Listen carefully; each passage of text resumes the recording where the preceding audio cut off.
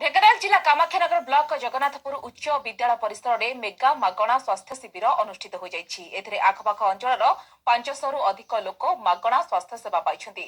इस शिविर में विभिन्न विभाग अभिज्ञ डाक्तर माने लोक स्वास्थ्य परीक्षा करने सहित मागणा औषध बंटन कर।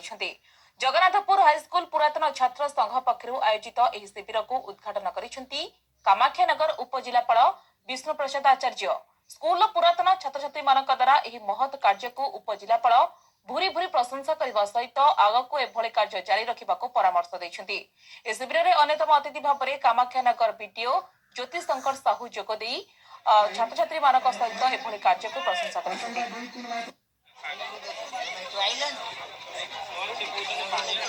जगन्नाथपुर ग्राम आमर पाने समस्त मिसिक जो हेल्थ कैंप ऑर्गेनाइज कर ओल्ड बॉयज हाई स्कूल गोटे स्वागत योग्य जिनस से बहुत लोक उपकृत हे डॉक्टर्स मान भी इनवाइट कर गोटे स्वागत योग्य पदक्षेप अन्य अंचल लोक प्रेरणा दब ये महत् कार्य करने।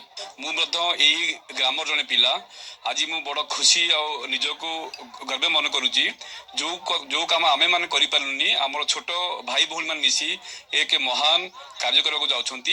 मु चाहूँगी कार्य सफल हो एमती प्रति वर्ष से नुआ नुआ कार्य सब कर मोर शुभकामना।